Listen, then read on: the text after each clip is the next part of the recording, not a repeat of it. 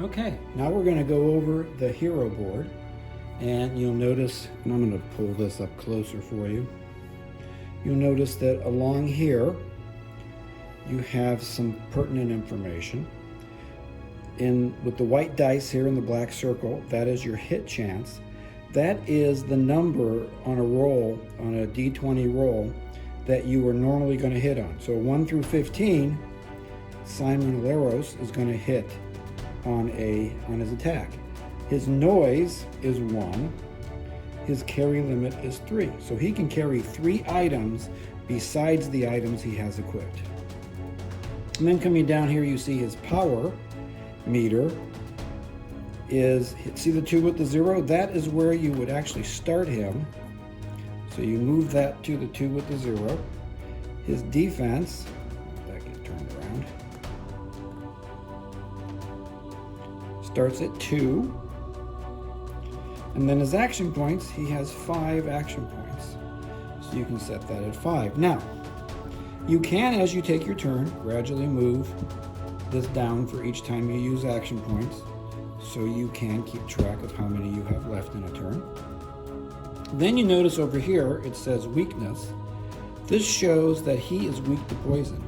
So if an enemy attacks him and it hits, he is going to take 2 extra damage. Then we have some other numbers over here. This is his ability to sneak. You see that's a 1 through 16. So that's 80%. He's got a really good chance to sneak past enemies and to sneak through rooms because he's a thief. Escape. Now this is the same on every single hero board. On a roll of 1 through 8, you escape a player-to-player combat. On a roll of 9 through 20, you do not. This is only used in the competitive game. Then you have the Lord event actions. He has none. So he can move, he can run, he can be in combat. He is stealthy, stealthy, stealthy, and does not draw much attention at all. Other heroes, like my favorite character, Akachi Bello, he draws Lord event cards when he walks. He draws Lord event cards when he runs. He draws Lord event cards when he's in combat. He's just a loud dude. So then we come over here and you see the level.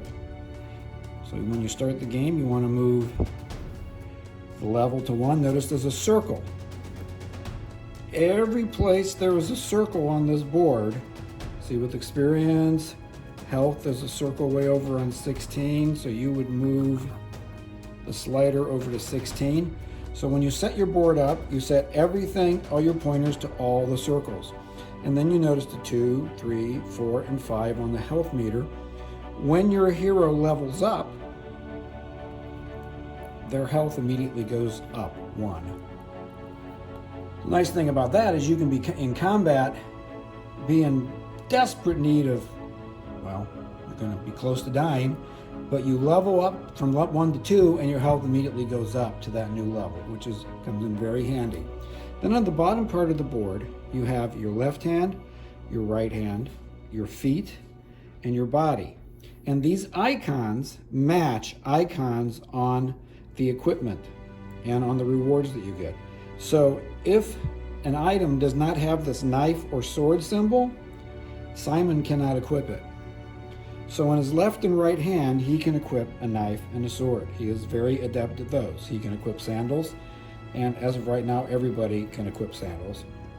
And then on the body, he can equip armor. He cannot equip robes. So that is the general outlay of the hero board. A nice thing about these boards, which I like very much about having the sliders, is that say you pick up a piece of equipment, I'm going to set this down. Say you pick up this piece of equipment, you notice the power is 1. So you equip this in the left hand per se, and then you can move your power slider up 1, so that when you go to calculate your damage, you can just look at that number instead of adding up the numbers of all the stuff that you have equipped down here, which is very handy. Now let's look at hero cards. You start out with 4 cards that have a 1 up in the upper right corner. And then under that, with the torch, that is the number of action points it costs to use this ability. And there's the name of the ability: Needle Strikes, Deft Hand, Agility, Backstab. And then you have some cards that have 2, 3, 4, and 5. So when Simon levels up to level 2, he gets this card added to his abilities. And you add a new card each time you level up. So let's look at how these cards work. This up here shows the range. Now that is range within the actual combat, which we'll go have an entire video on combat. That's what role you can attack. This shows right here that this is affecting power. And the fist symbol matches the fist symbol on the hero board. Same thing with the action points. You see there's the torch, that is action points. The shield is defense. So that way you can look at it very easily and tell what this is affecting. So when Simon uses this ability, when he's at level 1, he's going to get 3 more power. At level 2, he gets 4 more power, and all the way up to 7 more power at level 5. Didn't mean to hit that, sorry. So during combat, and each ability card has an area that it describes how it works. During combat, attack one enemy with added power based on level, which means based on the current level that Simon is. And then on the bottom here it shows gain 1 experience. And you go look on the hero board, there is the experience token.